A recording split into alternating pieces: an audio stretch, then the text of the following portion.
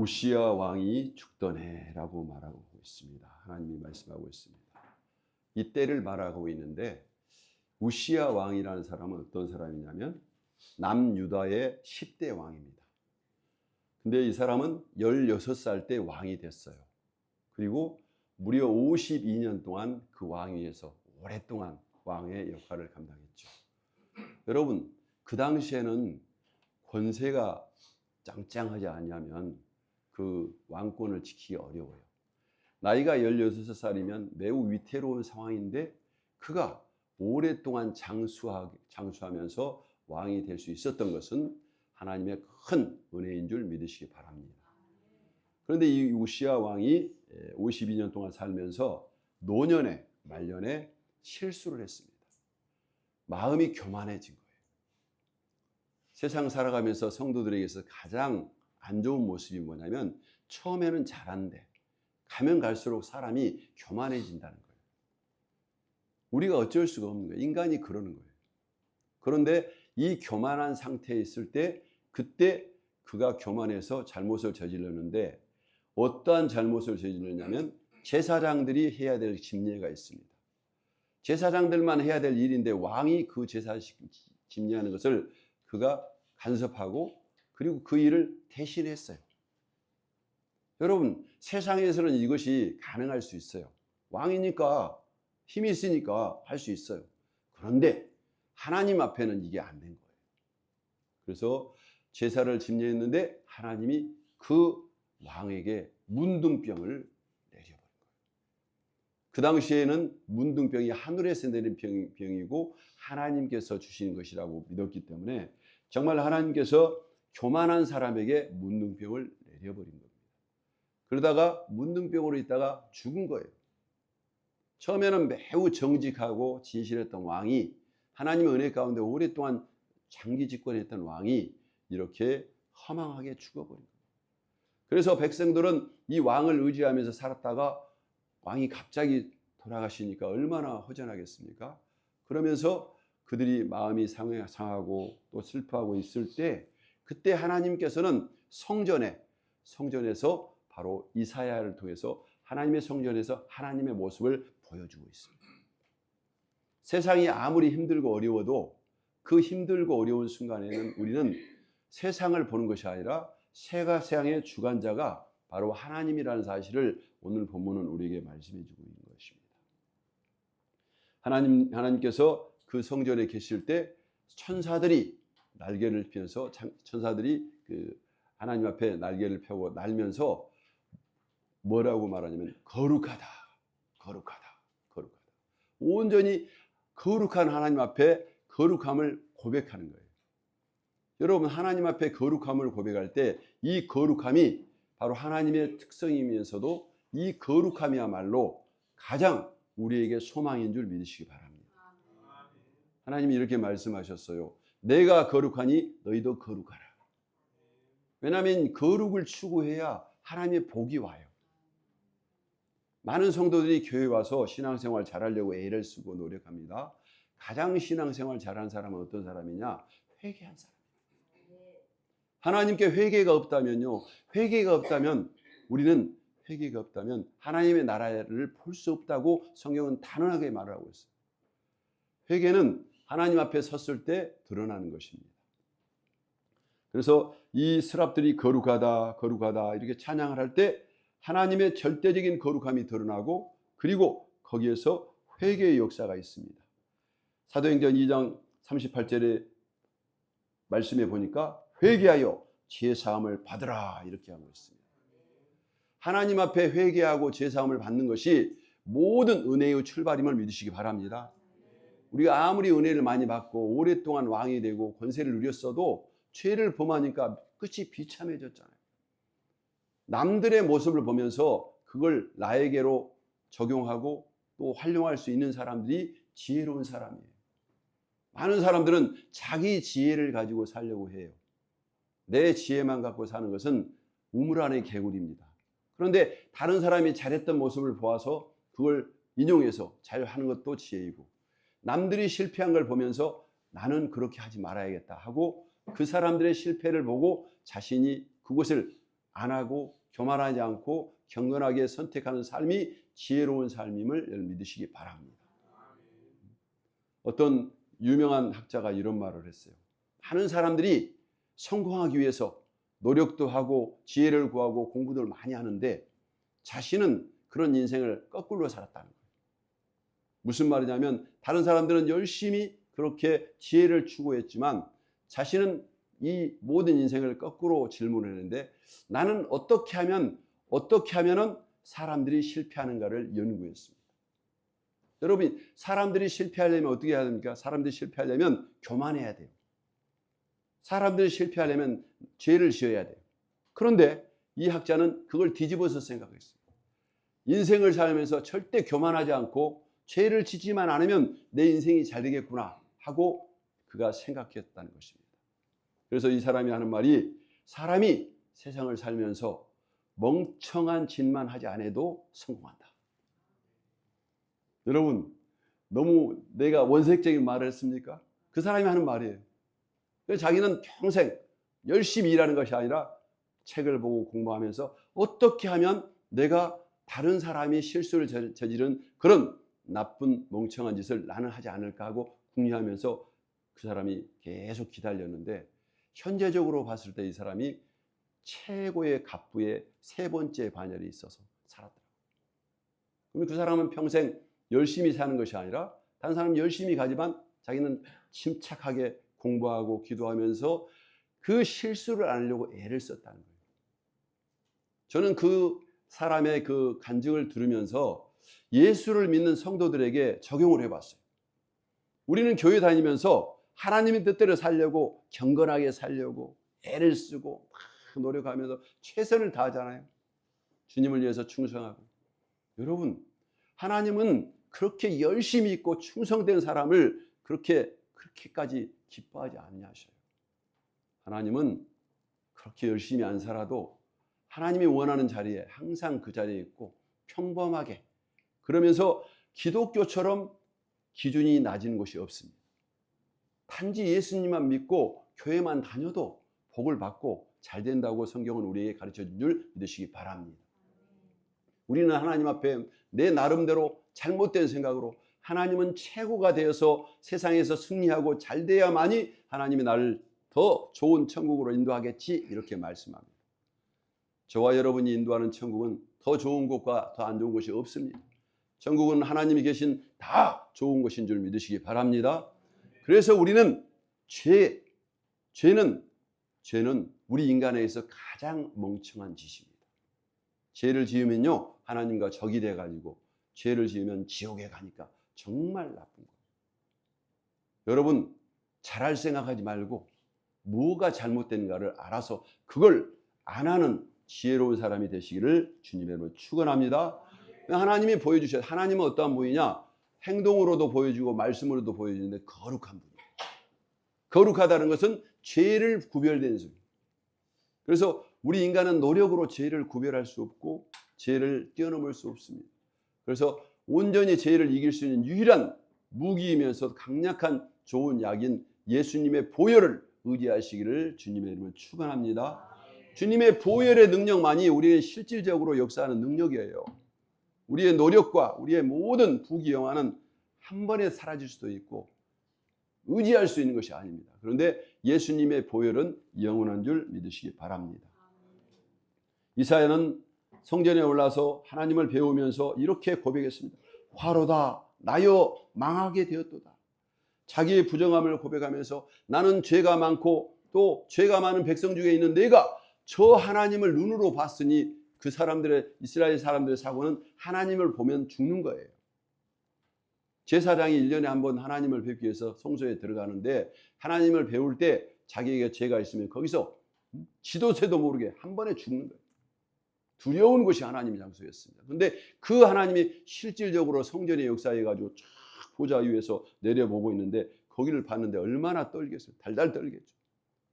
나는 이제 죽었구나. 하나님을 보니까.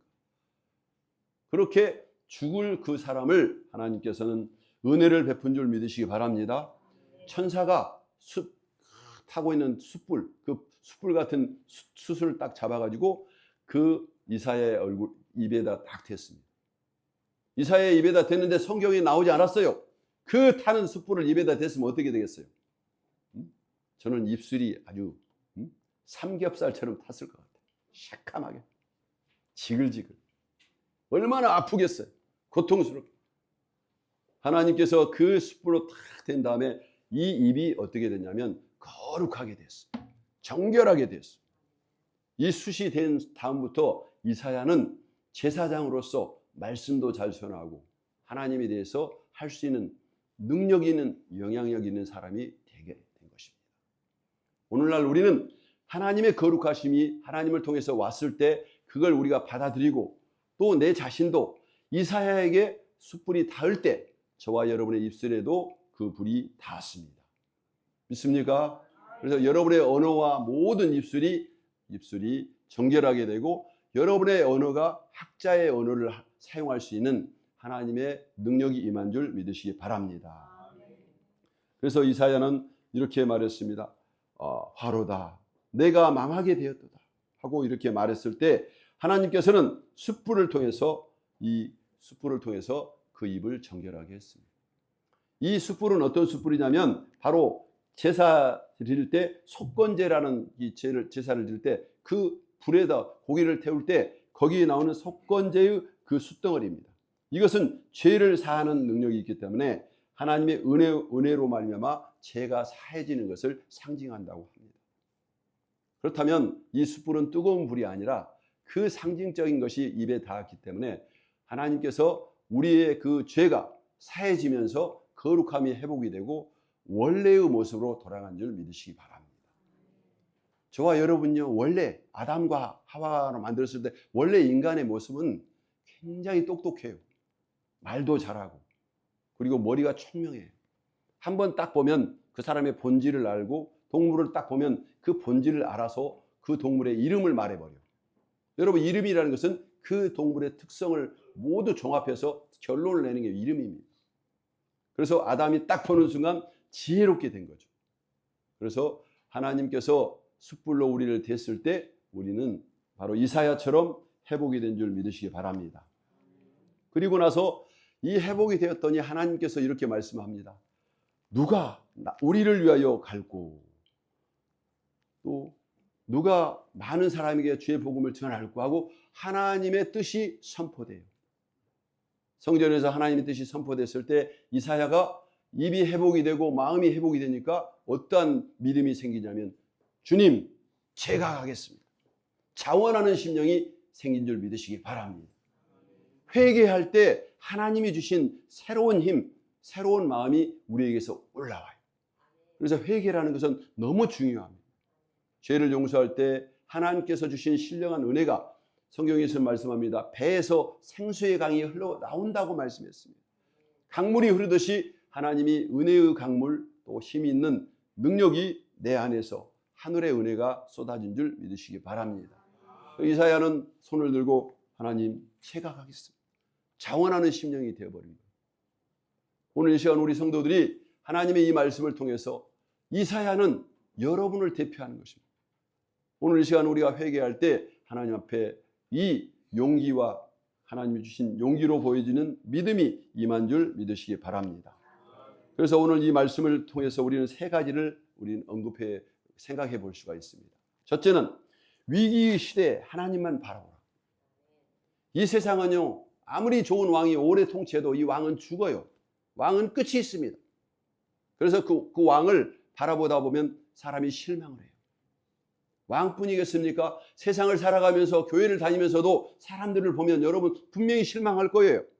사람들을 보지 마세요. 교회는 사람만 있는 것이 아니라 이 성전에 거룩한 하나님이 임재하신 줄 믿으시기 바랍니다.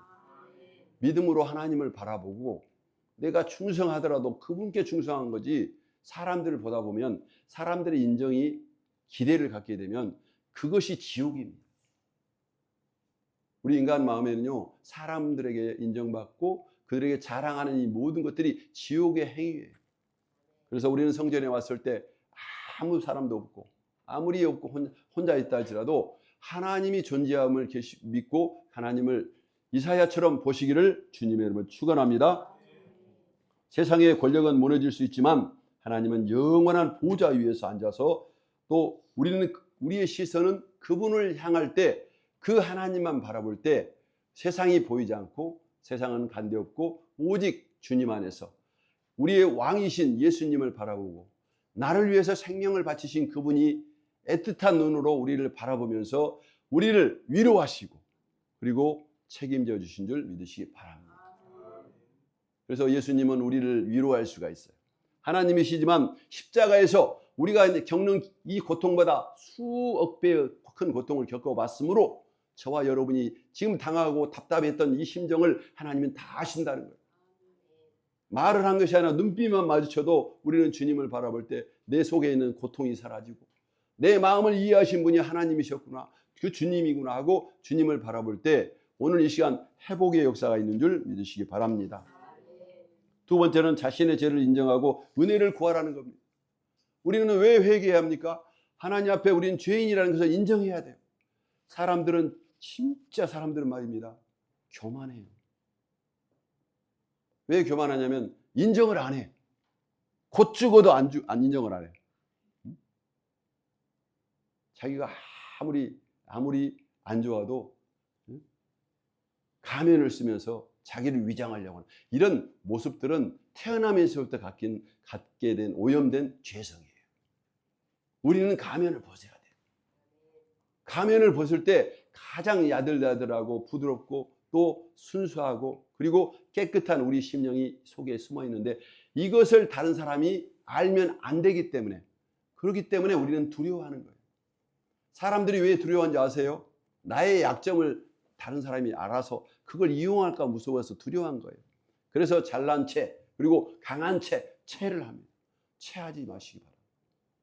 사람들에게는 좀 채해도 괜찮아요. 근데 하나님 앞에는 그렇게 하시지 마시기를 주님의 이름으로 축원합니다. 그래서 우리는 진실한 모습, 아프면 아프다고, 마음 상하면 상한다고 눈물을 흘리면서 하나님 앞에만 말하시기를 주님의 이름으로 축원합니다. 여러분, 제가 말씀드렸죠. 하나님께만 말해야 돼요. 그렇다면 우리는 사람들에게 어떻게 해야 됩니까? 다른 사람들에게는 입을 닫으시기를 주님의 이름으로 축원합니다. 침묵의 능력이 있습니다. 침묵. 우리는 다른 사람이 나를 알고 물어본다 할지라도 그걸 거부하면서 여러분의 마음을 끝까지 지키고 우리 마음속에 약한 것뿐만 아니라 보물까지도 절대 남에게 말하지 않는 저와 여러분이 되시기를 주님의 이름으로 축원합니다. 그래서 침묵하고 조용히 독대하면서 하나님만 바라볼 때 정말 그것들이 은혜 가운데 드러나는 그날이 있는 줄 믿으시기 바랍니다. 어느 날 우리는 이런 은혜를 받아요. 하나님이 앞으로 너를 세계적인 인물로 쓰겠다. 너를 정말 큰 인물로 쓰겠다. 이 고난 가운데서 인내하라. 자꾸 말씀하십니다. 근데 그것이 시간이 지나도 안 나타나니까 우리는 마음을 좀 위로하는 마음을 가지고 이걸 다른 사람에게 말을 해요. 그런데 다른 사람이 그 꿈을 들을 때 좋아할까요? 겉으로는 좋아하지만 그 사람들은 말하는 순간부터 여러분의 적군이 됩니다. 그래서 우리는 입을 다 다듬고 그것이 이루어질 때까지 인내하시기를 주님의 이름으로 축원합니다. 예수님의 어머니 마리아를 보세요. 여러분, 마리아가 어떤 분입니까? 처녀잖아요. 처녀인데 하나님이 오셔서 네가 아들을 낳을 거라고 말하는 거예요. 우리가 지금 성경을 다 하니까 예수님을 만나서 하나님의 아들 예수님을 낳았기 때문에 이 마리아를 영광스러운 여인이라고 하는데, 마리아는 그 당시 입장의 마리아는요, 그게 드러나면 돌로 쳐가지고 죽임을 당하는 그런 입장이었어요. 근데 그 얘기를 하나님께 들으니까 하나님께서 말씀하니까 마리아는 이 계집종이 그렇게 되기를 원합니다 하고 인정을 했어요. 그리고 나서 마리아에게 배울 점이 뭐냐? 예수를 세상에 낳을 때까지 조용히 묵묵히 인내하면서 예수님이 하나님의 아들이라는 사실을 참고 있어요. 자기만 알고. 그래서 예수님이 세상에 태어나서 이 위대한 구원의 역사를 이루신 줄 믿으시기 바랍니다.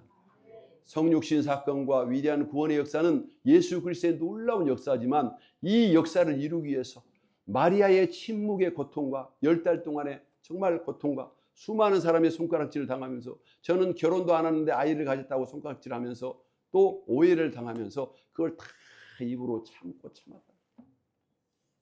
여러분 왜 예수 믿는 사람들이 참아야 될까요? 보배를 가지고 위대한 것을 가지고 하나님을 소유한 사람들은 첫 번째 영적 훈련이 뭐냐? 바로 참는 거예요. 이 참기가 너무 어려운 거예요. 그게 바로 인내입니다. 여러분 인내란 말을 일본 말로 뭐라고 하는지 아십니까? 인내가 가만입니다. 이런 말 들어봤죠? 가만히 있어. 가만이란 말이 참는다는 뜻이에요. 우리 사람들은 너 가만히 있어. 침묵해 이 말을 가만히 있어. 가만이란 말이 일본 말인데 그 속에 인내하고 참고 참으면서 아무리 고난이 닥쳐도 네 발자국을 전진하면서 침묵하면서 가라는 소리가 가만히 있어요. 여러분 하나님 앞에 은혜를 받은 사람들은 떠버리고 말하고 알리는 게 아니고 이게 이루어질 때까지 내 소원이 이루어질 때까지 가만히 있는 줄 믿으시기 바랍니다. 따라서 해보세요. 나는 가만히 있겠다.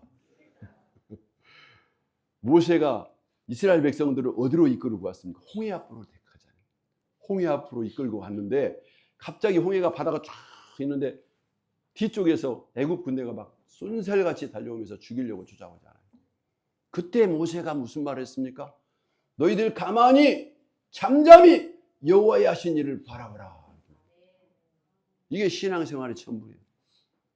우리 속에는요, 우리 인간은 오염되어 있는 뇌를 가지고 있고 오염되어 있는 습관을 가지고 있어서 우리 속에는 계속 얘기를 합니다. 예수 믿는 사람은 열심히 해야지, 모범을 보여야지, 잘해야지 하면서 열심히 하라고 속에서 막 용수철처럼 우리에게 유혹을 해요.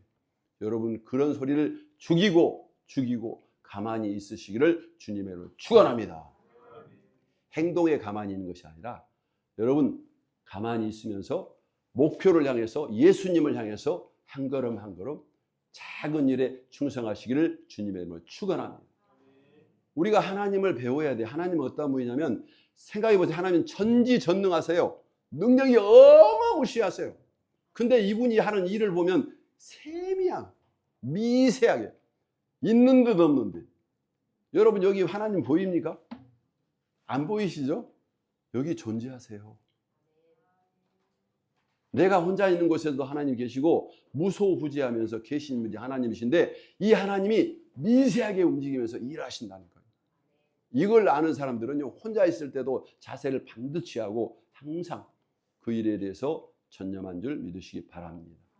뭐가 됐든지 여러분 여러 가지 하지 말고 하나를 정했으면 그것만 하세요. 잠잠히 그것만 계속 어느 순간 그것이 다 하잖아요. 그것이 다 하면 그 다음 단계가 넘어갑니다. 그걸 이용해서 응용해서 새로운 것을 만들 수 있는 창조적인 능력이 우리에게 오게 되고 창조적인 능력이 끝나게 되면 그 다음에는 어떻게 하냐? 저와 여러분이 세상에 태어나가지고 하나님의 뜻을 이루어야 될 나에게만 주어진 일을 여러분에게 하나님이 주셔요. 그때까지는 실력을 길러야 돼. 잠잠히 말씀을 묵상하고 그리고 어떤 순간에 대해서 시련이 닥쳐도 흔들림 없이 우리가 삶을 살면서 인내하다가 결국은 하나님의 뜻 가운데 내가 세상에 태어나서 하나님께 갈 때까지는 나의 발자취를 하나님 은혜 가운데 남겨야 되잖아요. 참새도 한 마리도요 죽을 때 무슨 소리를 합니까? 짹 소리 한번 해요. 여러분이 세상에서 태어났는데 여러분은 참새보다 귀하다고 그랬어요. 여러분은 가정을 이루고 위대한 일을 해야 될 줄 믿으시기 바랍니다. 예수님이 왜 귀하냐면요 예수님의 이름으로 우리가 입으로 말하면 이게 그대로 이루어지니까 예수님이 무섭고 대단한 거예요. 여러분의 현실을 가지고 중간 평가하지 마세요. 미래에 내가 주님을 위해서 어떻게 바뀔지는 몰라. 옆에 있는 분이 이런 분으로 살지 않아요. 생활이 지난 후에 하나님의 은혜를 입으면 만날 수 없는 사람이 될 수도 있기 때문에 오늘 이 시간 만나는 사람이 가장 귀한 줄 믿으시기 바랍니다. 저는 오늘 예배 드릴 때 여기 계신 여러분이 제 인생에서 가장 좋은 분들이고 귀한 분들이고 여러분들이 하나님의 은혜 가운데 복을 받기를 원합니다. 왜냐하면 하나님이 만나게 하셨고 여러분이 잘 돼야 제가 잘 되거든요. 우리 서로 품앗이 하자고 자꾸 말씀드리죠. 여러분이 잘 되면서 목사님을 위해서 기도하면 좋은 목회자는 좋은 성도들이 만들어요. 기도를 열심히 합니다. 스펄전이라는 목사님이요, 정말 설교를 잘하셨어요. 그 당시에는 마이크가 없었습니다.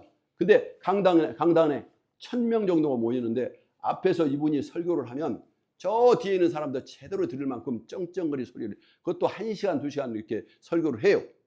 그 사람이 했던 설교 원고문 책을 봤는데 너무 원고도 좋은데 이 내용을 말씀을 전하는데 어떻게 1-2시간 동안 그렇게 수많은 소리를 마이크도 없는데 했을까? 비밀이 뭐냐면 이분이 설교할 때 지하실에서는 특공대 300명이 계속 기도를 해요. 바글바글 기도. 통성 기도가 거기서 나온 거예요.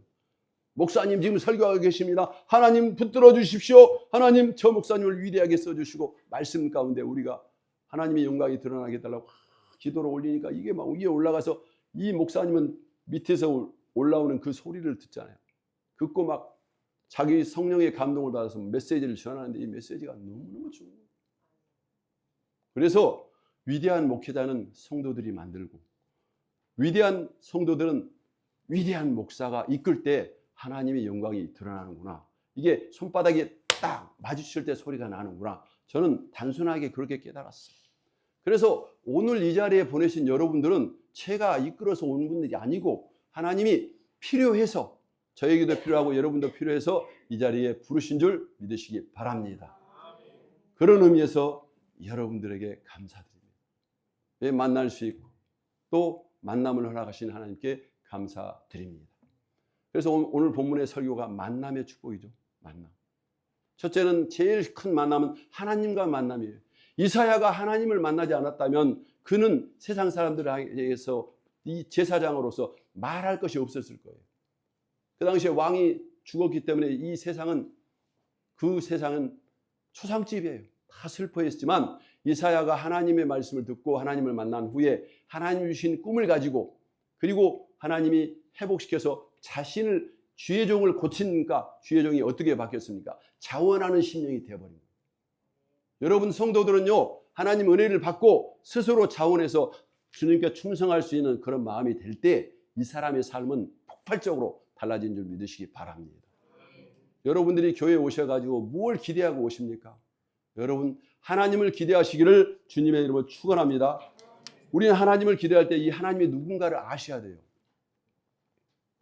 예레미야서 9장 24절에 보니까 명철하여 나를 아는 것과 내가 사랑과 정의와 공의를 땅에 행하는 자인 줄 깨닫게 하는 것이라. 나는 이를 기뻐하노라. 하나님은 어떤 분입니까? 우리가 하나님을 알아야 된다는 거예요. 하나님은 사랑을 하신 분이, 사랑을 주신 분이 하나님이십니다. 공의와 정의를 행하신 분이 하나님이십니다. 세상을 보세요. 세상에 공의가 무너지고 정의가 무너져가지고 부자들은 잘 살고 가난한 사람들은 비참하게 짓밟히고 있는 이 세상 속에서 하나님은 어디 있냐고 여러분들이 말할 때 우리는 이 말씀을 통해서, 아니야, 하나님은 살아계시고 그 하나님은 우리를 사랑하시고 우리가 정의롭고 공의롭게 하나님의 영광 가운데 쓰임받는 바로 이 순간을 위해서 하나님은 우리에게 은혜를 주셨어. 내가 주님 앞에 헌신해야 돼 하면서 스스로 자원하는 심령과 마음이 생기게 된다는 것입니다. 이럴 때 우리가 그런 일을 출발하기 전에 제일 첫 번째 문턱이 뭐냐? 죄를 회개하는 거예요. 죄를 인정하는 거예요. 인정하지 못한다는 것은 나의 고집과 아집 때문에, 여러분 세상 사람들이 여러분의 앞길을 막고 여러분을 못 살게 하지 않아요. 여러분의 앞길을 막는 가장 큰 주범이 누군지 아십니까? 따라서 해보세요. 요나. 나 때문에 그래야 돼요. 내 고집, 내가 회개를 안 해서 그래요. 세상 원망할 거 없어요. 내가 회개하고 하나님이 은혜 가운데 숯불을 내 입에 대립 안 하면 내가 이사야처럼 바뀌게 되는 거예요. 변화가 일어나는 거예요. 나와 우리 가정이 먼저 변화가 일어나야 돼요. 여호수아가 이렇게 말했잖아요. 나와 우리 가족은 여호와만을 섬기겠다. 너희들은 선택하라. 얼마나 멋있습니까? 당당. 이게 성경이 줄기차게 우리에게 가르쳐진 진리고, 그 하나님을 만나고 하나님과 함께할 때 그 하나님이 사랑과 공의와 정의를 행하시는, 지금도 살아계실 뿐만 아니라 영원히 함께하시는 하나님이기 때문에 우리는 그분과 그분을 알고 그분을 의지하는 가장 강력한 자가 여러분인 줄 믿으시기 바랍니다. 여러분은 연약한 존재가 아니에요. 예수님을 믿는 순간 예수님이 십자가에서 피가 흘렸잖아요. 피가 흘린다는 것은 생명이 태어난다는 거예요. 우리가 엄마의 통해서 세상에 나올 때 엄마가 피를 흘려서 세상에 나왔어요. 근데 영은 죽었습니다. 그때 십자가에서 예수님이 피를 흘리면서 영이 살아나는 역사가 십자가인 거예요. 여러분 고향에 가서 여러분이 마음의 사랑을 회복하듯이 십자가에 갈 때 거기서 하나님의 사랑을 공급받고, 우리는 사랑을 할 수가 없어요. 사랑을 고장났기 때문에. 그래서 사랑을 공급받아서 마음껏 피와 물을 흘리신 주님의 그 모습을 통해서 받아서 다른 사람에게 사랑을 전하는 사명이 있는 줄 믿으시기 바랍니다. 이사야는 그 하나님을 만나고 하나님 얼굴을 보면서 사랑의 하나님이 나와 함께 하시는구나. 하나님은 공의를 원하고 정의를 원하시는구나. 나는 이 일에 쓰임받았다 하고 자랑스럽게 나를 보내소서라고 말을 하고 있습니다. 여러분 신앙생활을 할 때는요, 여러분 용기를 가지시기 바랍니다. 자랑은 숨기고 헌신은 세상에 드러내기를 바랍니다. 내가 하겠다. 힘든 일이면 여러분이 먼저 하고 그러게 나가는 것이 바로 자신의 죄를 인정하고 은혜를 구하는 삶입니다. 세 번째, 은혜 받은 자는 사명으로 살아가야 한다는 겁니다. 이사야가 사명을 선택하고 그렇게 하겠다고 말을 했을 때 하나님은 이사야를 통해서 그 어두운 시기에 백성들에게 복음을 전했습니다. 여러분 백성들에게 복음을 전하면서 하나님이 이렇게 말씀합니다. 백성들이 네 말을 들을 때 다 귀를 막고 받아들이지도 않고 너를 매우 힘들게 할 것이다. 그래도 듣든지 안 듣든지 복음을 증거해라고 하나님께서 이사야 전체를 통해서 말을 합니다. 여러분 오늘날 사람보다 그 당시에 이스라엘 백성들은 너무 하나님에 대해서 무지하고 또 강팍했던 것 같아요. 이사야가 그렇게 복음을 전하는데 예수님 믿는 이 하나님을 인정한 사람이 많지 않았어요. 결국에는 그들이 하나님의 그 기준에 못 미쳐가지고 바벨론으로 끌려가서 실컷 두들겨 맞고 그 다음에 돌아오는 그런 역사가 펼쳐지게 된 겁니다. 그만큼 내 속에 있는 죄성, 우리 속에 있는 아집, 정말 인정하지 못하는 죄는 상상을 초월할 만큼 크기 때문에 우리가 하나님의 말씀대로 사명자를 통해서 선포되지만 이게 이루어지지 않는다 할지라도 우리는 그걸 이해하면서 내 자신부터 회개하고 내가 하나님 앞에 자원한 심령이 되어야겠다 하고 결심하시기를 주님의 이름으로 축원합니다. 바로 우리가 회개할 때 은혜가 시작되는 거예요. 많은 사람이 은혜는 구하는데 회개라는 문을 열지도 않고 계속 은혜를 구하는 거예요. 여러분 우리는 회개는 다른 게 아닙니다. 그 하나님을 우리가 알고 인정하고 좋아하고 그 말씀을 받았으면 실천하지 못한 나의 모든 행위가 죄입니다. 그렇기 때문에 그걸 인정하면서 매 순간마다 하나님이 약속하셨잖아요. 나와 함께 하시는 임마누엘 하나님, 내가 선포하고 또 회개할 때도 함께 하시고 세상의 모든 일을 할 때도 하나님 동행해 달라고 여러분 하나님을 의지하시기를 주님의 이름으로 축원합니다. 결론적으로 말씀을 드립니다. 이사야서 6장은 단순히 선지자의 소명 얘기가 아니에요. 많은 사람이 이사야의 소명을 받은 것 이 얘기를 말하고 있는데 선지자뿐만 아니라 오늘 우리 소중한 교회 저와 여러분에게 하나님이 소명을 주신 줄 믿으시기 바랍니다. 나의 소원이고 여러분의 소명입니다. 소명. 하나님께서 명령하는 명령이죠. 오늘 우리 모두에게 주어지는 현재적인 선언, 내가 이사야처럼 오늘의 이사야로서 나도 성전에서 하나님을 만나고 성전에 와서 하나님께 모든 죄를 회개하면서 나의 무거운 짐을 맡게 하겠다 결심하시기를 주님의 이름으로 축원합니다. 예수님께서는 마태복음 11장 28절에 이렇게 말씀하고 있습니다. 수고하고 무거운 짐진 자들아 다 내게로 오라. 도대체 근데 무거운 짐이 도대체 뭘까요? 무엇이 무거운 짐인지 짐을 내려놔야 되는데 우리는 성전에 와서 하나님께 예배하는 이유가 뭐냐면 나의 짐을 내려놔야 여러분의 인생이 달라지는 거예요. 짐이 뭔지 알아야 돼요. 첫째 짐은 바로 죄의 짐입니다. 이 죄의 짐은 반복되는 잘못, 중독, 도덕적인 실패, 이게 바로 죄입니다. 우리는 죄를 예수 믿는다는 이유로 계속 죄를 또 말하고 또 짓고 반복적으로 죄를 짓고 있어요. 여러분 이걸 끊어요. 끊으시기를 주님의 이름으로 축원합니다. 죄라고 생각하면 그걸 회개한 다음부터는 안 하려고 애를 쓰는 그런 저항력이 있어야 되는데 우리는 반복적으로 이거 하다 보니까 너무 자주 닿는 것이 밟히는 것이 길이 돼버려 가지고 뭐가 죄인지도 모르고 살고 있어요. 마음의 죄들 이것들을 인정하고 주님 내가 어떤 사람보다 제가 죄악의 덩어리입니다 하고 인정하면서 정말 내 죄의 문제에 대해서 내가 어찌할 수 없다고 정말 처절한 마음으로 상한 심령으로 엎드릴 때 하나님이 가장 좋아하는 예배가 그겁니다. 하나님 나 어쩔 수 없어. 내가 아무리 발버둥 치고 죄 가운데 살지 않으려고 해도 또 이 모양이에요. 또 죄를 범했어요. 어찌할까요? 하고 여러분이 오셔야 돼요. 그런 죄를 깨닫던 사람 중에서 가룟 유다가 있습니다. 가룟 유다는 그 죄가 너무 크니까 나 같은 놈은 죽어야 돼 하고 예수님께 기도도 않고 목을 베서 죽어버렸잖아요. 여러분 생명은 여러분 것이 아닌데 지 생명을 지 것인 줄 알고 목을 베서 죽어가지고 영원히 돌아올 수 없는 강으로 떠나버렸어요. 지옥 가버렸어요. 우리는 베드로처럼 죄를 범했지만 여러분 사실 따져보면 베드로가 훨씬 더 나쁜 죄를 지었어요.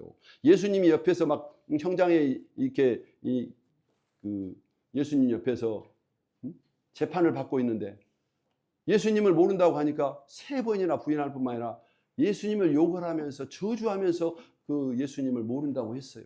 베드로는 더 나쁜 놈이에요. 근데도 베드로가 위대한 것은 나쁘지만 주님께서 은혜를 주니까 그 자리에 있어가지고 다시 돌아와서 회복됐잖아요. 저와 여러분은 위대한 거룩한 쓸모있는 존재가 아니라 죄인이지만 다시 돌아와서 회복된 존재인 줄 믿으시기 바랍니다. 그래서 겸손해야 되고 우리가 돌아올 때 하나님의 은혜, 이 회개의 역사가 우리 교회에 있고 또 여러분 자신에게 회개가 있을 때 그때 비로소 내 발의 착고가 풀리면서 한 발자국이라도 밖으로 가는 거예요. 우리는 계속 이 발에가 착고에 묶여가지고 이 쇠사슬에 묶여서 아무리 전지를 해도 더 이상 갈 수 없는 그런 삶으로 살았던 것입니다. 그래서 이것을 끈 것이 바로 죄의 무거운 짐을 주님께 맡길 때만이 그것이 무너진 줄 믿으시기 바랍니다. 여러분이 시간이 있으면 첼로의 역정이라는 책을 한번 읽어보세요. 첼로의 역정의 주인공이 누구냐? 크리스찬, 성도라는 사람이 이 천국을 향해서 가고 있는데 한참 가다 보니까 그 언덕에가 십자가가 딱 있습니다. 그래서 이 언덕을 막 땀 흘려서 올라가서 십자가 앞에 딱 도달했는데 갑자기 자기 등에 있는 짐이 탁 풀리더니 따르르 굴려서 밖으로 가버려요. 이 장면이 나와요. 십자가는 우리의 짐을 세상에 던져버리고 이거 상징적으로 봐요. 여러분들이 이 예배자행 상소에 나오지 않으면 예배를 안 드리면 짐을 지고 세상에서 일을 해야 되기 때문에 훨씬 세상에서 처지게 되고 잘못될 수밖에 없어요. 근데 예배 때 나와서 회개만 하면 이 짐이 다 벗겨지고 힘까지 얻어가지고 일을 하기 때문에 이 예배야말로 저와 여러분의 생명이라는 사실을 믿으시기를 주님의 이름으로 축원합니다. 예배는 나의 생명이에요. 내가 오늘 예배를 안 드리면 한 주간 동안은 우리가 꽝입니다. 힘들어요. 그래서 예배에만 나와서 하나님 앉아 있어도 은혜가 넘친 줄 믿으시기 바랍니다. 예배가 매우 중요한 거예요. 여러분 예배 때문에 거절할 수 있는 믿음을 가지시기를 주님의 이름으로 축원합니다. 어떤 가게들은요 주일날은 문을 안 엽니다 이렇게 써 붙였더니 사람들이 그렇게 써 붙이면 당신 가게 문 닫아 이렇게 말을 했어요. 그런데요 1년이 지났는데 그 가게가 문전성시를 이루고 주일날 사람들은 한 명도 없어. 왜냐하면 교회 가니까 다 문 닫으니까. 근데 주일날 사야 될 것을 월요일날이나 토요일날 사.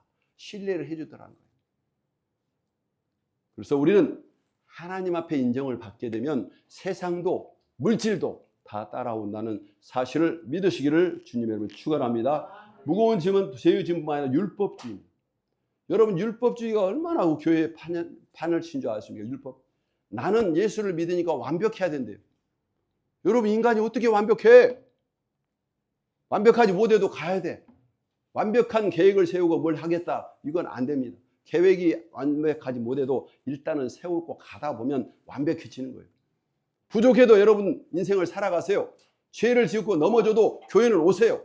내가 완벽하지 못해도 하나님이 완벽하시니까 이 완벽주의는 우리와 하나님 사이에 정말 끊을 수 없는 큰 짐입니다. 여러분 예수 믿고 완벽하게 살면 얼마나 좋겠습니까마는 사람이 그렇게 못 살아요. 그래도 넘어져도 남들이 인정을 못해도 그래도 내 아버지 하나님은 우리 아버지잖아요. 예수님이 가르쳐 주신 복음을 가지고 이 아버지 앞에 나와서 여러분의 삶을 토로하고 해결받으시기를 주님의 이름으로 축원합니다. 이게 수고하고 무거운 짐입니다. 그 위에 수많은 무거운 짐이 있지만 여러분 아주 중요하고 기본적인 두 가지만 말씀을 드렸어요. 이것만 해결돼도 여러분 인생살이가 앞으로 살아가면서 훨씬 더 감사가 넘치고 그리고 우리의 삶이 자유로울 줄 믿으시기 바랍니다. 매 순간마다 성경을 읽으면서 무거운 짐이 뭔가를 연구하면서 성경을 읽고 그걸 내 삶에서 적용을 띄어내면서 한 걸음 한 걸음 나갈 때 예전에는 다 묶여서 힘들었던 내 힘이 내 몸이 다 이렇게 짐이 떨어지면서 달려가는 마치 마라톤 선수가 이 팬티만 입고 달려도 열심히 달린 것처럼 앞으로 우리 인생은 빛날 줄 믿으시기 바랍니다. 이사야가 성전에서 봤을 때 하나님께서 영광스러운 그 영광이 비쳤잖아요. 우리가 성전에서 왔을 때 영광스러운 하나님의 말씀을 듣고 그 말씀을 가지고 이사야가 입술이 바뀌고 삶이 바뀐 것처럼 이 성전은 우리가 오늘 이 시간에 포기할 수 없는 가장 저와 여러분을 회복시킬 수 있는 은혜의 자리임을 믿으시기 바랍니다. 따라서 해보시기 바랍니다. 나는 은혜로운 사람입니다.